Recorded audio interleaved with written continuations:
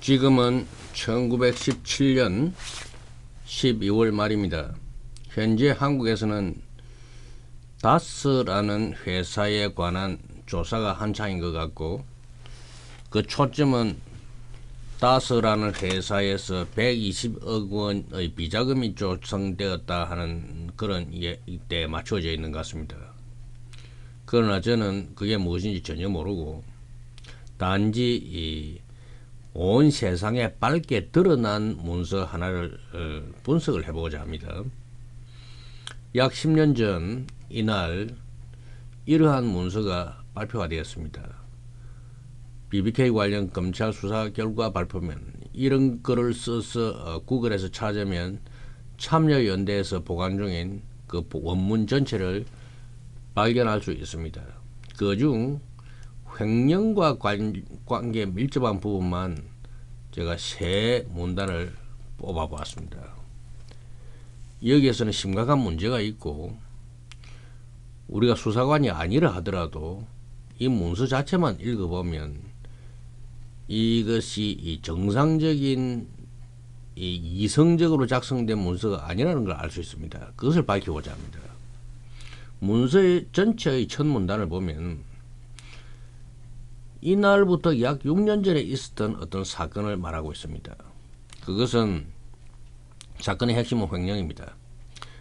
김경준 씨가 어떤 돈을 횡령을 해서 미국으로 갔고, 서울중앙지검이 범죄인 인도 청구를 해서 미국에서 절차가 진행 중인 이런 식으로 해놓고, 그때 그런 진행 중일 때 다스라는 회사가 실질적 주인이 이명박 후보가 아니냐, 끝으로 드러난 주인은 차명이 아니냐 하는 그러한 의혹이 있었고, 거기에 대한 고발이 접수됐고, 그것은 이 문서가 만들어진 발표된 읽었습니다. 누가 검찰에서 나와서 읽었어요.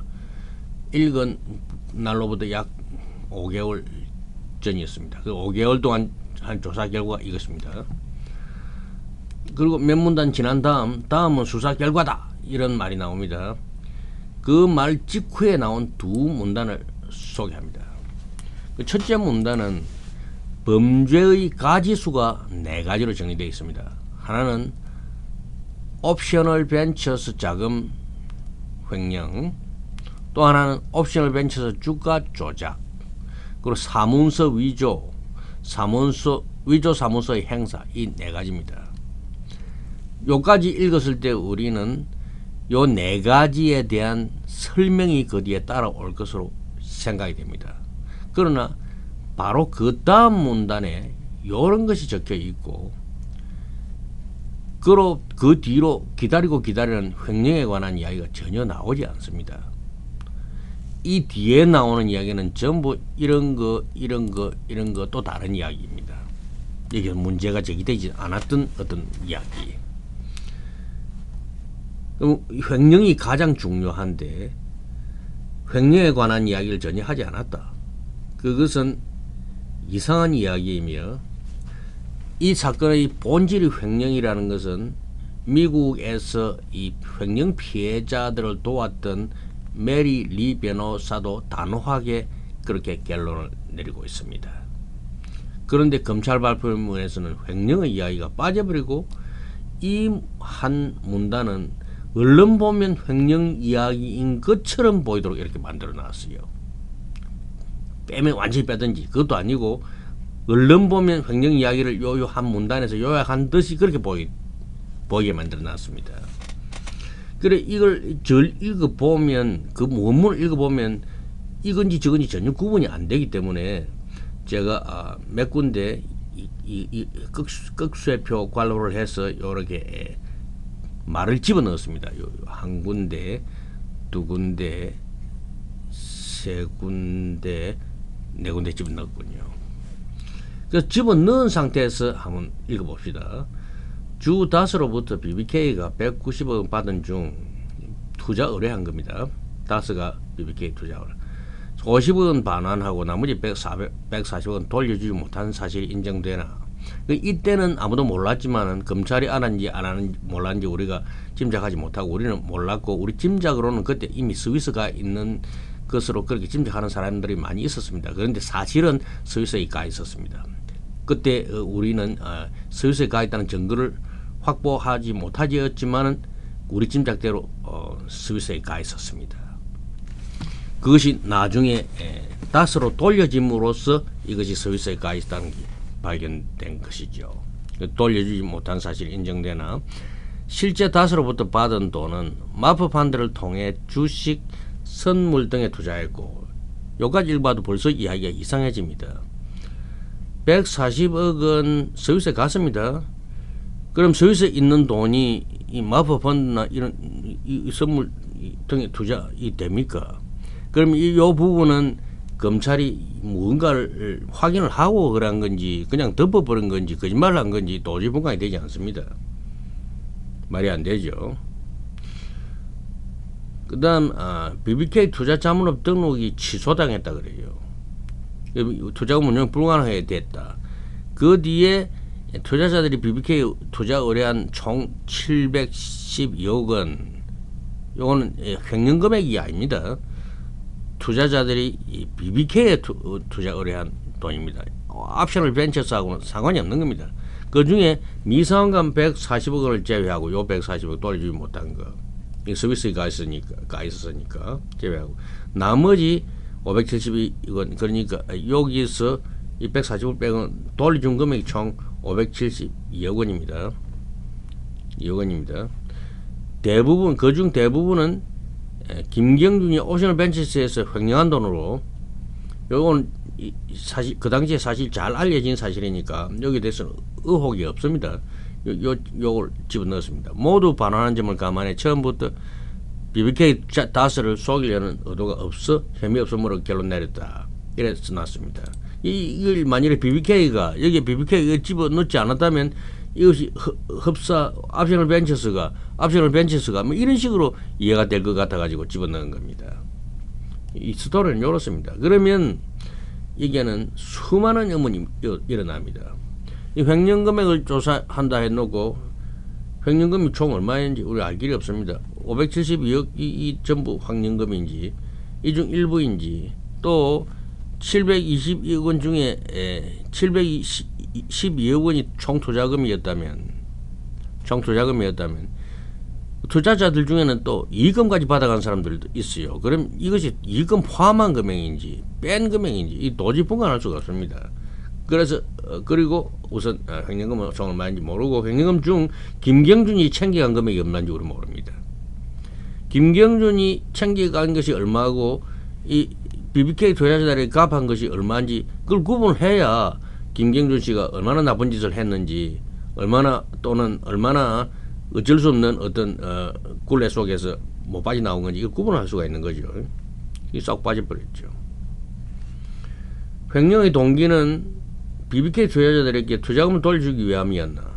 그럼 이걸 모르니까 이걸 모릅니다. 횡령 뭐 하려고 했는지 자기가 도둑질을 하기 위해서 한 건지 아니면 BBK 투자자들에게 투자금을 돌려주기 위한 건지 이 분간이 안 됩니다. 이거 보고는 이런 수사라고 할 수가 없죠. 횡령을 수사한다면 말이죠. 지금 이 이상한 이런 이야기를 수사하는 것이 아니고 이 이야기는 보면 140억이 어디 갔나 그걸 수사하는 것 같잖아요. 나중에 다스 손으로 돌아갔는데 이때는 이렇게 감춰지가 있고 이걸 검찰이 이 말을 작성할 때는 나중에 이 140억 원이 설마 다스 손으로 다시 돌아갈 것이라는 건 상상을 못했겠죠. 그러니까 따서 이게 좀 더듬한 이래 말을 해놓은 겁니다. 이 세월이 지나고 모든 것이 밝혀졌으니까 이걸 다시 한 10번을 읽어보면 이게 얼마나 웃기는 이야기인지 알 수가 있습니다. 네 번째, 일반적으로 투자 자문회사는 투자 손실에 책임지지 않습니다. 투자 일임 계약이라는 계약서가 있습니다. 그런데 왜 BBK는 그런 책임을 져야 했을까요?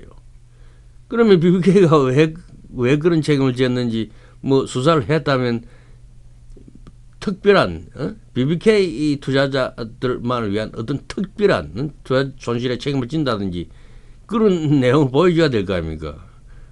우리는 BBK 이 투자자들의 투자 일임 계약서나 뭐 투자에 관한 어떤 계약서를 본 적이 없습니다. 그럼 왜 BBK 투자자들에게 입금까지 붙여서 갚아야 했나?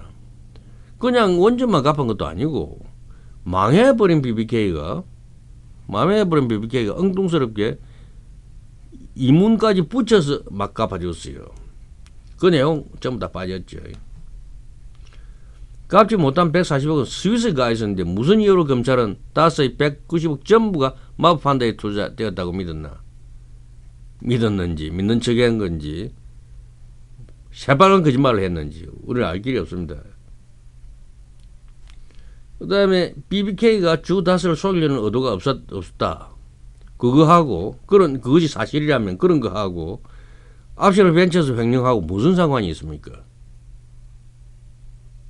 전혀 상관없는 이야기를 뭐 상관 있는 것처럼 이래 해가지고 혐의 없음 덮어보는 거죠. 그러니까 쓰레기 더미를 흙으로 덮어서 땅땅 따져서 그 위에 무슨 공원을 만든든지 하는 것처럼 그냥 덮어버린 겁니다. 이런 걸 다 듣고 나니까 마지막으로 가장 중요한 건 안 나타나죠. 횡령금을 챙겨간 BBK 투자자들에게 작물 취득제가 성립되지 않나? 작물 아닙니까? 자기들 돈은 다 잃어버렸는데 이 도둑질 해온 돈을 받았으니까. 그리고 우리는 아직까지는 증거가 없지만은 하나의 우리는 확신까지는 안 가고 짐작을 할 수가 있습니다. 우리는 증거가 없었지만 이 검찰 발표문이 나올 때 140억이 스위스에 가 있다고 짐작을 했습니다. 그런데 나중에 이 사실이 밝혀졌죠. 지금 여기서 짐작이 되는 것이 있죠.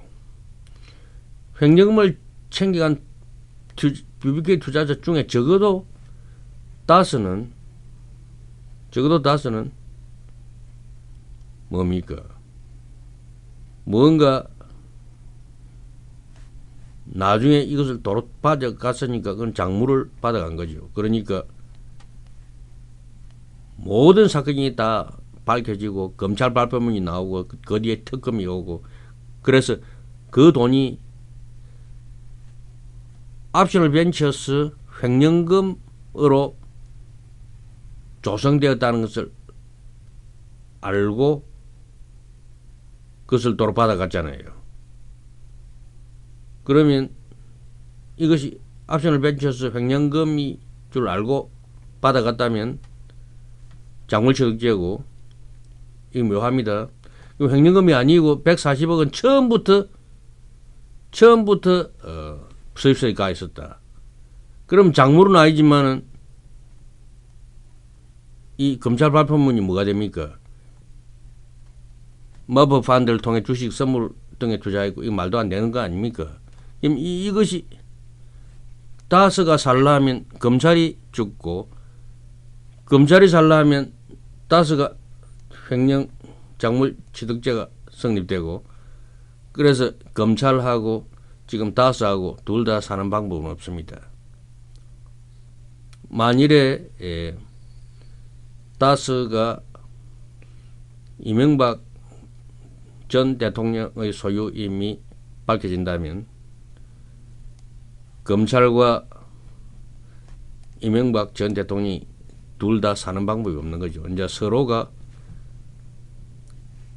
칼 끝을 겨누어야 되는 그런 그 일이 생겨버렸습니다. 그리고 이 140억이